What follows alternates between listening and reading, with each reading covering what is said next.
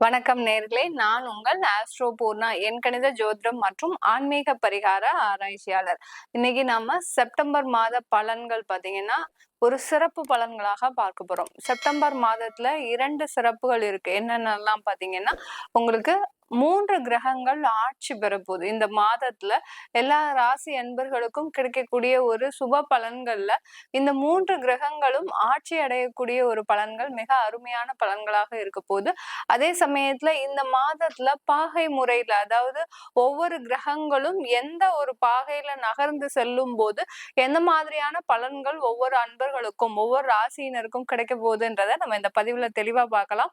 அதனுடைய வரிசையில இன்னைக்கு மேஷ ராசி அன்பர்களுக்கு, காலபுருஷனுக்கு முதல் ராசியான மேஷ ராசி அன்பர்களுக்கு செப்டம்பர் மாத கிரக அடைவுகள் அப்படின்னு பார்த்தோம்னா, ராசிக்கு 2ஆம் இடத்துல குரு பகவான், ராசிக்கு 3ஆம் இடத்தில் செவ்வாய், ராசிக்கு 4ஆம் இடத்தில் புதன் பகவான், ராசிக்கு 5ஆம் இடத்தில் சூரியன், ராசிக்கு 6ஆம் இடத்தில் சுக்கிரன் கேது, ராசிக்கு 11ஆம் இடத்தில் சனி வக்ர நிலையில இருக்கிறார், ராசிக்கு 12ஆம் இடத்தில் ராகு பகவான். இதுதான் கிரகத்தினுடைய அடைவுகள். இந்த மேஷ ராசி அன்பர்களுக்கு இந்த கிரக அடைவுகள்ல நம்ம பார்க்க வேண்டிய முதல் விஷயம் பாத்தீங்கன்னா, இந்த மாதத்துல செப்டம்பர் மாதத்துல அந்த ராசிக்கு 2ஆம் இடத்துல இந்த இருக்கக்கூடிய அந்த குரு பகவான் 24 பாகையில இருக்கிறார். மிருகசீரிஷம் 2ஆம் பாதம் 1ஆம் பாதத்துல இருக்கிறார்.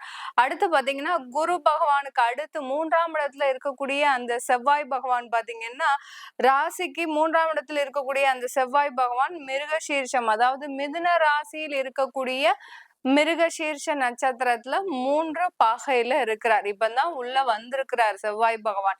இந்த மாதம் முழுவதுமே அவர் மிருகசீர்ஷம் 3 டிகிரியில இருந்து அடுத்து பாத்தீங்கன்னா மிருகசீர்ஷம் புனர்பூசம் 20 பாகை வரை இந்த மிதுன ராசியில் பிரவேசிக்க போறார். அடுத்து 4ஆம் இடத்துல இருக்கக்கூடிய அந்த புதன் பகவான் மாதத்தின் முற்பகுதியிலேயே அவர் கடக ராசியிலிருந்து சிம்ம ராசிக்கு பெயர்ச்சி ஆகிறார். சிம்ம ராசியில அந்த புதன் பகவான் கடக ராசியில இருக்கும்போது ஆயில்யம் 28 டிகிரியில இருக்கிறார். ஆயில்யம் பாகை 28 பாகையில இருக்கக்கூடிய அந்த புதன் பகவான் ஆயில்யம், மகம், பூரம், உத்திரம், ஹஸ்தம் 15 பாகையோட இந்த மாதத்துல பயிற்சியை முடிச்சுக்கிறார். ஏன்னா இந்த மாதத்துல அந்த புதன் பகவான் தன்னுடைய ஆட்சி வீடான அந்த கன்னி ராசிக்கு பிரவேசிக்க போறார்.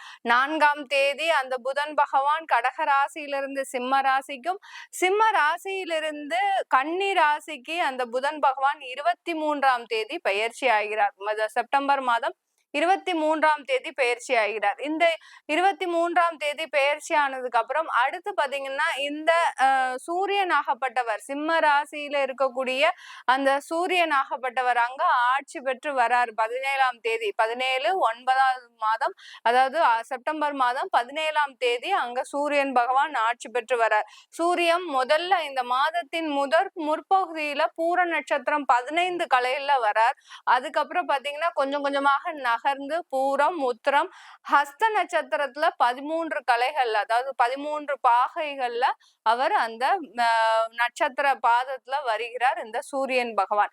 அந்த ஹஸ்த நட்சத்திரம் 13 பாகையோடு இந்த மாதத்துல சூரியன் ஆட்சி அமைக்க போறார்.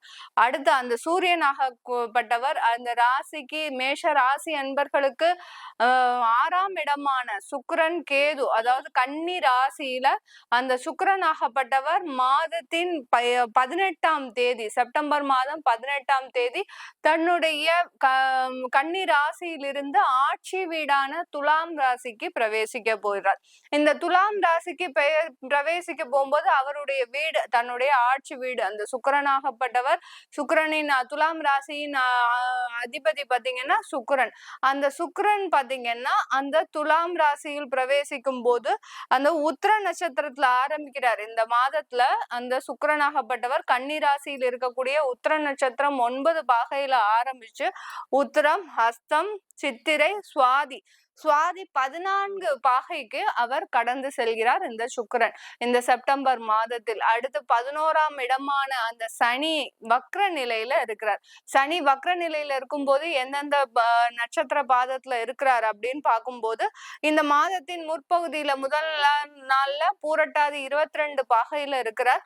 அடுத்து இந்த மாதத்தின் கடைசியில அந்த சனி பகவான் வக்ர நிலை அடைந்து பூரட்டாதி 20 பாகைக்கு அதாவது வக்ர நிலையா இருக்கும் போது ஒவ்வொரு டிகிரியா அப்படியே பின்னோக்கி நகர்ந்து சென்று கொண்டே வருகிறார் அந்த சனி பகவான். ராகு கேது இது ரெண்டும் பார்த்தோம்னா ராகு பகவான் 12ஆம் இடத்தில் உத்திரட்டாதி 13 கலைகளிலும் அடுத்து 12ஆம் உத்திரட்டாதி 12 கலைகளுக்கும் இந்த மாத இறுதியில வரார். கேது பகவான் கன்னி ராசியில ஹஸ்த நட்சத்திரம் 13 கலைகளிலும் மாத இறுதியில் 12 கலைகளிலும் வரார். இதுதான் இந்த மாதத்துல அந்த பாகை முறையில நம்ம இப்போ பலன்களை பார்க்க போறோம். அதே சமயத்துல இந்த மாதத்துல இந்த மேஷ ராசி என்பவர்களுக்கு 3 ஆட்சி பெற்ற பலமான கிரகங்கள் வரப்போகுது. இந்த ஆட்சி பெற்ற பலமான கிரகங்கள்னு பார்த்தோம்னா புதன், சூரியன், சுக்கிரன் இந்த 3 கிரகங்களுமே இந்த மேஷ ராசி என்பவர்களுக்கு நல்ல ஒரு வாய்ப்பை வழங்கக்கூடிய ஒரு கிரகமாக தான் இருக்க போது இந்த செப்டம்பர் மாதத்துல இந்த மேஷ ராசி என்பர்களுக்கு. ஏன்னா சுக்கிரனாகப்பட்டவர் தன்னுடைய தனஸ்தானாதிபதி, மேஷ ராசி என்பர்களுக்கு தனஸ்தானாதிபதி அவர் உங்களுடைய 6ஆம் இடத்திலிருந்து 7ஆம் இடத்திற்கு பிரவேசிக்கிறார். 7ஆம் இடத்துல பிரவேசிக்கும் போது உங்களுக்கு வர வேண்டிய வருமானம் எல்லாமே இந்த மாதத்தின் பிற்பகுதியில அதிகமாக வர வேண்டிய ஒரு பணவரவுகளாக தான் இருக்கும். இதுவரைக்கும் அந்த தொழில் செஞ்சுட்டு இருக்கக்கூடிய இந்த மேஷ ராசி என்பர்கள் நிறைய பேர் பாத்தீங்கன்னா உங்களுடைய கமிஷன் தொழில கமிஷனே வராம வாங்காம நீங்க நிறைய வேலைகளை செஞ்சிட்டு இருப்பீங்க. அடுத்து பாத்தீங்கன்னா பெரிய பெரிய கடைகள், ஷோரூம் வச்சிருக்கிறீங்க. அந்த மாதிரியான ஒரு தொழில்லாம் வச்சிட்டு இருக்கிறவங்க அந்த தொழில்ல தேவையான அளவுக்கு வாடிக்கையாளர்கள் இல்லாமல், வாடிக்கையாளர்கள் இருந்தாதான் அங்க விற்பனையே அதிகமாகும். அதனால இந்த காலகட்டத்துல இந்த செப்டம்பர் மாதத்துல இந்த மேஷராசி அன்பர்களுக்கு தொழில்ல வாடிக்கையாளர்களின் எண்ணிக்கை அதிகரிக்கிறதுக்கும் அடுத்து பாத்தீங்கன்னா உங்களுக்கு தொழில் ரீதியான ஒரு மாற்றங்கள் செய்வதற்கும், சில பேர் அந்த தொழில்ல இந்த மாற்றங்கள் செய்யறது, டெக்னாலஜி டெவலப்மெண்ட், அடுத்து பாத்தீங்கன்னா ஷோரூம் மாதிரி மாத்துறது, இந்த மாதிரியான அழகு சம்பந்தப்பட்ட ஒரு மாற்றங்களை நீங்க இந்த மாதத்துல ஏற்படுத்தினீங்கன்னா கண்டிப்பா இந்த மேஷராசி அன்பர்களுக்கு வாடிக்கையாளர்களின் எண்ணிக்கை அதிகரிக்கக்கூடிய ஒரு நேரமாக இருக்கும். அதே சமயத்துல விற்பனையும் அதிகரிக்கக்கூடிய ஒரு நேரமாக இருக்க போது இந்த மேஷராசி அன்பர்களுக்கு. ஏன்னா மேஷராசி அன்பர்கள் நீங்க ஏற்கனவே நிறைய ஒரு கடன் தொந்தரவுனால ஒரு நிறைய பிரச்சனைகளை அனுபவிச்சுட்டு இருக்கிறீங்க. அந்த கடன் தொந்தரவுகளே பாத்தீங்கன்னா இப்போதைக்கு இருக்கக்கூடிய ஒரு நிலைமைக்கு மிக அதீதமான ஒரு தொந்தரவாக தான் இருக்குது. ஏன்னா உங்களுடைய ராசிக்கு 3ஆம் உபஜய ஸ்தானாதிபதியாகப்பட்ட அந்த புதன் பகவான் பாத்தீங்கன்னா 4ஆம் இடத்துல வக்ர நிலையிலையும் இருந்து அடுத்து 5ஆம் இடத்திற்கு போய் இந்த மாதிரியான அந்த ஒரு நிலையான வருமானம்ன்றது இந்த மேஷராசி என்பவர்களுக்கு இந்த காலகட்டத்துல இல்ல. அந்த சுக்கிரனும் உங்களுடைய 6ஆம் இடத்துல முதல் பகுதியில சஞ்சரிச்சதுனால உங்களுக்கு அந்த வருமானம்ன்றது நிலையாக இல்ல. அந்த உபஜய ஸ்தானாதிபதி ருணரோக சத்ருஸ்தானாதிபதி அந்த ஆட்சி வீட்டிற்கே வரும்போது, அந்த கன்னியா இடத்திற்கே வரும்போது இந்த மேஷராசி அன்பர்களுக்கு அந்த நிரந்தர வருமானம், நிரந்தர வேலை இழந்தவர்களுக்கு எல்லாருக்குமே வேலை வாய்ப்பு வழங்கக்கூடிய ஒரு நேரமாக இருக்க போது இந்த மேஷராசி அன்பர்களுக்கு. நிறைய பேர் மேஷராசி அன்பர்கள் வேலை இல்லாம தவிச்சிட்டு இருக்கிறீங்க. ஏன்னா நீங்க பிறருக்கு உதவி செய்து மற்றவர்களுக்கு கூட வேலை வாங்கி கொடுக்குறீங்க. ஆனா இன்றைய பொழுதுல உங்களுக்கு வேலை போய் 2 மாசம் ஆச்சு. உங்களுக்கு வேலை வாங்கி தருவதற்கு கூட யாரும் இல்லாத ஒரு சூழ்நிலையில நீங்க மாட்டிட்டு இருக்கிறீங்க. அந்த அளவிற்கு உங்களுடைய இந்த மேஷராசி அன்பர்களுடைய வாழ்க்கை பாத்தீங்கன்னா யாருடைய உதவியும் இல்லாமல் தன்னிச்சையாக செயல்படக்கூடிய ஒரு நேரமாக இருக்கு. 5ஆம் இடத்துல பூர்வ புண்ணிய ஸ்தானத்துல அந்த சூரியன் ஆட்சி பெற்று இருக்கிறதுனால இந்த காலகட்டத்துல சொத்துக்கள் சம்பந்தமான வழக்குகள் எல்லாமே தீர்வதற்கு உண்டான ஒரு சாதகமான ஒரு காலகட்டமாக இருக்க போது அந்த 5ஆம் இடத்துல சூரியன் ஆட்சி பெறுவதனாலையும் அரசாங்க உத்தியோகம் இல்லாதவர்களுக்கு, அரசாங்க உத்தியோகத்துக்காக நான் பார்த்துட்டு இருக்கிறேன், நிறைய வருடம் வெயிட் பண்ணிட்டு இருக்கிறேன் அப்படின்னு சொல்றவங்களுக்கு உங்களுக்கு இப்ப சூரிய திசையோ சூரிய புத்தியோ ஏதோ ஒண்ணு நடந்து அந்த இடத்துல இப்ப சூரியன் ஆட்சி பெறும்போது உங்களுக்கு கண்டிப்பா அரசாங்கத்துல வேலை வாய்ப்பு கிடைப்பதற்கு ஒரு சாதகமான காலகட்டமாக இருக்க போது இந்த மேஷராசி என்பர்களுக்கு. இந்த மேஷராசி என்பர்களுக்கு பாத்தீங்கன்னா இந்த ராசியில 3 நட்சத்திரம், அஸ்வினி நட்சத்திரம், பரணி நட்சத்திரம், கார்த்திகை நட்சத்திரம், இந்த 3 ராசி இந்த நட்சத்திர அன்பர்களுக்குமே இந்த காலகட்டத்துல ஒரு எண்ணங்கள் எல்லாமே புதிதாக தோன்றக்கூடிய நேரம். அஸ்வினி நட்சத்திர அன்பர்கள் எப்போதுமே நீங்க புதிதா நம்ம ஏதாவது செய்யணும், அந்த வேலையில நம்ம ஏதாவது ஒண்ணு புதுசா செஞ்சுக்கிட்டே இருக்கணும் அப்படின்னு விரும்பக்கூடியவர்கள்.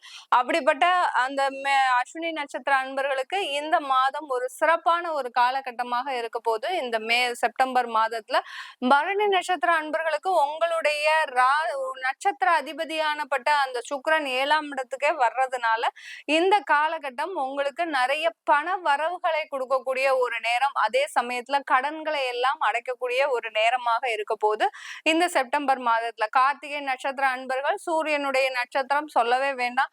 இந்த மாதம் உங்களுக்கு ஒரு நல்ல ஒரு மதிப்பும் மரியாதையும் கிடைக்கக்கூடிய ஒரு நேரம். ஏன்னா சூரியன் ஆட்சி பெற்று இருக்கிறதுனால ராசிக்கு 5ஆம் இடத்துல ஆட்சி பெற்று இருக்கிறதுனால ஒரு மதிப்பும் மரியாதையும் கிடைக்கக்கூடிய ஒரு நேரமாக தான் இந்த 3 நட்சத்திர அன்பர்களுக்கும். பொதுவான பலன்கள்னு சொல்லும் போது திருமண வாழ்க்கையில ஒரு நல்ல ஒரு அனுபவங்கள், அதாவது கசப்பான அனுபவங்கள் கடந்து, இதுவரைக்கும் நிறைய கசப்பான அனுபவங்களை இந்த ராசி அன்பர்கள் அனுபவிச்சிருப்பீங்க. அது எல்லாமே கடந்து இப்போ நல்ல ஒரு என்ன சொல்றது, உங்களுடைய உணர்வுகளை வெளிக்காட்டக்கூடிய ஒரு நேரமாக தான் இருக்க போது. திருமணம் சம்பந்தமாக திருமண தடைகள் எல்லாமே விலகக்கூடிய ஒரு நேரமாகவும் இருக்க போகுது. ஏன்னா செவ்வாய் பாத்தீங்கன்னா உங்களுக்கு உங்களுடைய ராசி அதிபதியான செவ்வாய் 3ஆம் இடமான உபஜயஸ்தானத்துல இருக்கிறதுனால இந்த மாதம் முழுவதுமே திருமண தடைகள் விலகுவதற்கு உண்டான ஒரு சாதகமான ஒரு காலகட்டமாக தான் இந்த செப்டம்பர் மாதம் இந்த மேஷ ராசி அன்பர்களுக்கு இருக்க போது. வெளிநாட்டுல இருக்கக்கூடியவர்களுக்கு நல்ல ஒரு வேலை வாய்ப்பு. சில பேர் வேலையை விட்டுருக்கிறீங்க அப்படின்னா உங்களுக்கு இந்த மாதத்தின் இறுதியில உங்களுக்கு வேலை கிடைப்பதற்கு உண்டான ஒரு சாத்திய கூறுகள் அதிகமாக இருக்கு.